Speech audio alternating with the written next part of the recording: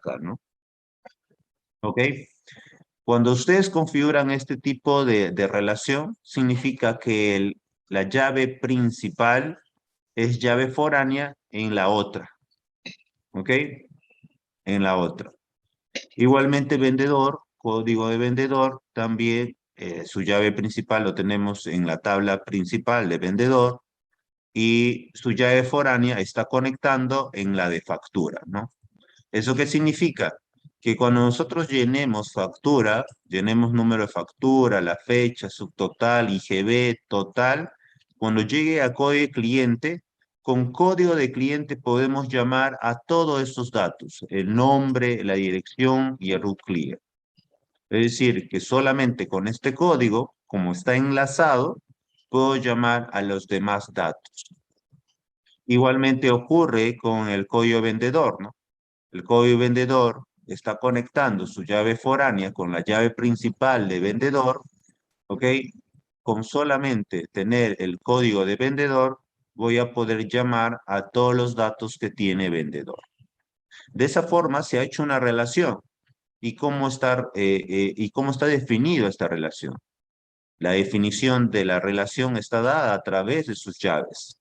La llave principal que está en la tabla principal y sus llaves foráneas que están en la tabla en la cual está relacionados.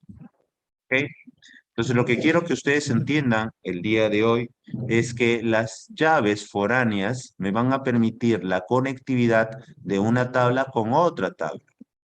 Por eso es en este caso, el código cliente de la tabla cliente está conectado con código de cliente mismo en la otra tabla, pero se reconoce como foreign key, foránea, llave foránea.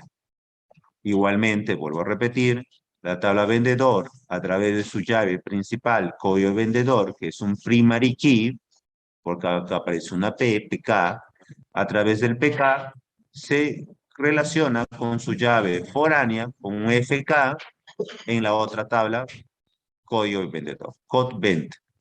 ¿Ok? Este tipo de relación se llama no identificativo. No identificativo. Eh, lo contrario a la no identificativa es la identificativa. Y es lo que quiero que se den cuenta acá, que ya no es una línea punteada, sino es una línea continua, ¿no? Mira, una raya sin discontinuidad. Y acá también. Eso significa que es otro tipo de relación. Pero ¿cuál es la diferencia entre esta relación y esta relación? La diferencia es que cuando nosotros queremos conectar con otras tablas, ¿ok? La llave foránea que hereda la otra entidad es también principal en la otra. Si vemos acá, por ejemplo, número de factura, en detalle se está tomando también como llave principal, pero a la vez es una foránea. Eso significa que ha heredado o es la misma que está acá. Si vemos acá, dice número de factura, mire, fíjense, número de factura integer. Y acá dice también número de factura integer. Este campo es lo mismo acá. Pero acá ya ven que no es un FK nada más como está acá, sino es un PFK. Es un primary foreign key. Es una llave principal que ha sido heredada de la otra tabla.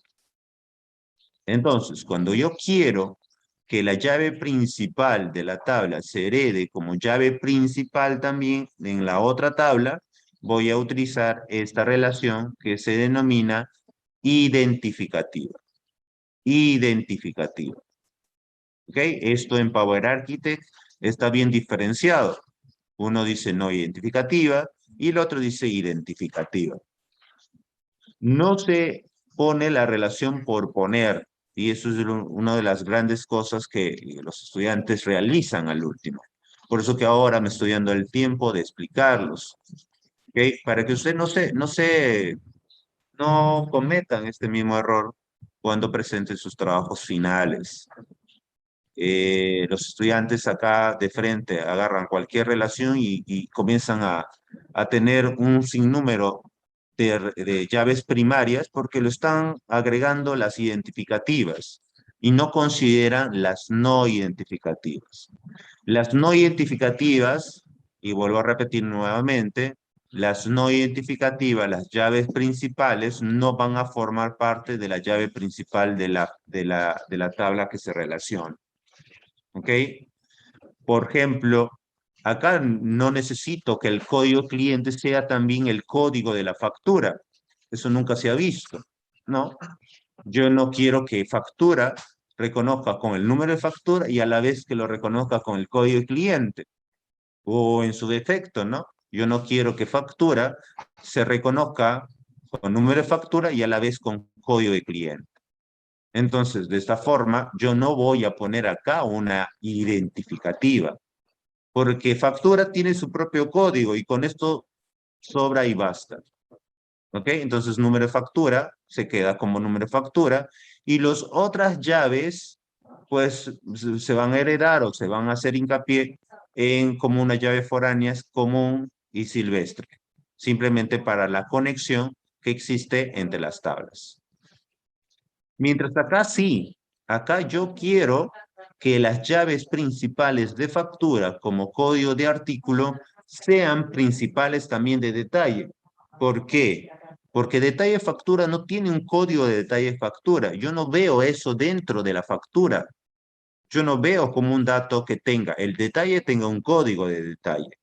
Simplemente se mezcla y lo tengo que reconocer cada ítem para que sea único a través del número de factura que se tiene de la factura y el código del artículo. Eso es lo que no se va a repetir, va a ser único. Entonces, combinada estas dos llaves, harán un solo código para, ¿ok? Reconocer el detalle. Y qué bien que reconocerlos con estas llaves, ya que con el número de factura voy a reconocer de qué factura es y el código de artículo voy a reconocer qué ha comprado el cliente. Entonces, mezclado estas dos llaves, hará un solo detalle, ¿no? Entonces, la factura número 7 con el código de artículo número 3 significa de la factura 7 con la fecha tal y con el artículo 3 que ha comprado, ¿no? Luego habrá otro 7 combinado con otro artículo que compró, ¿no? 7 guión, vamos a decir por ahí, el artículo 15, 715, 73, 714, 720. Entonces, estas combinaciones de estas dos llaves permiten que esta tabla tenga un solo detalle único de la compra que se ha hecho. Por eso que se combina número de factura con código de artículo como llaves principales también en esta tabla. Y para no crear una llave principal propia de detalle factura, ¿no?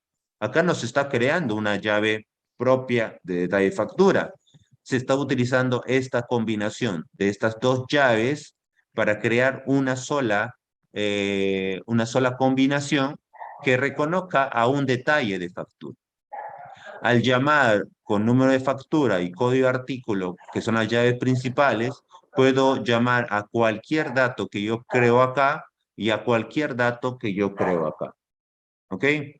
Aparte está cantidad y monto, que eso sí tiene que llenarse al momento. Esto no es cantidad y monto, no tiene nada que ver con artículo. Simplemente es dos entidades, perdón, dos campos que son propios de un detalle, ¿no? Donde hay que poner cuánto es lo que va a comprar el cliente y obviamente el monto es, digamos, el cálculo de la cantidad o el precio. Pero el precio, ¿dónde está? El precio está en artículo. Acá está el precio. Y lo estamos llamando a través del código de artículo.